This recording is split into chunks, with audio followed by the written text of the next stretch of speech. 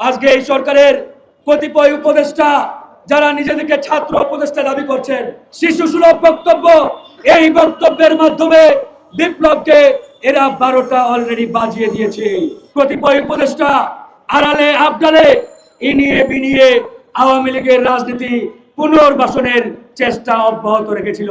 তলে তলে আওয়ামী লীগের সাথে তারা সেই গোপন আতাত লিয়াজও অব্যাহত রেখেছে।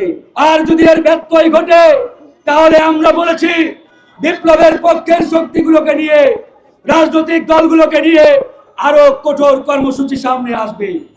আমরা যাতে সে পথে না হাঁটি, এই জন্য আমরা আবারও আপনার কাছে একটাই আবেদন, আপনি আপনার বক্তব্য প্রত্যাহার করুন এবং আওয়ামী লীগকে নিষিদ্ধ করুন। আজকে এই সরকারের কতিপয় উপদেষ্টা যারা নিজেদেরকে ছাত্র উপদেষ্টা দাবি করছেন, এদের যে ধরনের বালখিল্য বক্তব্য, শিশু সুলভ বক্তব্য, এই বক্তব্যের মাধ্যমে বিপ্লবকে এরা 12টা অলরেডি বাজিয়ে দিয়েছে। আমাদের আকাঙ্ক্ষা ছিল, আশা ছিল, ভরসা ছিল বিপ্লব পরবর্তী সময়ে বাংলাদেশে একটি বৃহত্তর ঐক্য গড়ে উঠবে। কিন্তু বাস্তবিক অর্থে আজকে ঐক্যের পরিবর্তে এই সরকারের দু একজন উপদেষ্টা অনৈক্য সৃষ্টি করতে তৎপর রয়েছে। তারা বক্তব্য দিচ্ছে কোন সময় বিএনপির বিরুদ্ধে, আবার কোন সময় জামাতের বিরুদ্ধে। আরে ভাই, বিপ্লব পরবর্তী সময়ে জামাত, বিএনপি, গণ অধিকার এবং অন্যান্য দল সবার যেখানে একটা বৃহত্তর ঐক্য দরকার, সেখানে যদি এই সরকার চেয়ারে বসে অনৈক্য সৃষ্টির পায়তারা করে, তাহলে এদের মাধ্যমে জনগণের আকাঙ্ক্ষা বাস্তবায়ন সম্ভব নয়। আজকে আওয়ামী লীগ নিয়ে এই সরকারের যে মন্তব্য, যে স্টেটমেন্ট, রীতিমতো আমাদের শরীরে তারা আগুন জ্বালিয়ে দিয়েছে।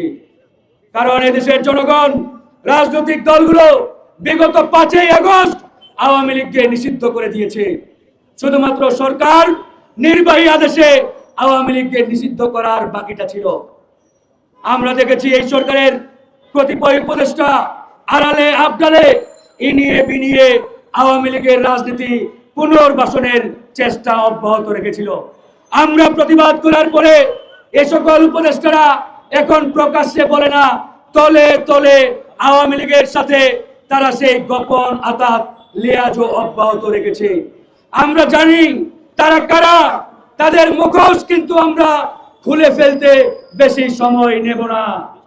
তারা গোপনে আওয়ামী লীগকে পুনর্বাসনের চেষ্টা করবে, আর আমরা বসে বসে ঘরের অন্ধকারে তাদের সব তামাশা দেখব। এটার জন্য এদেশের 2000 ছাত্র জনতা জীবন দেয় না।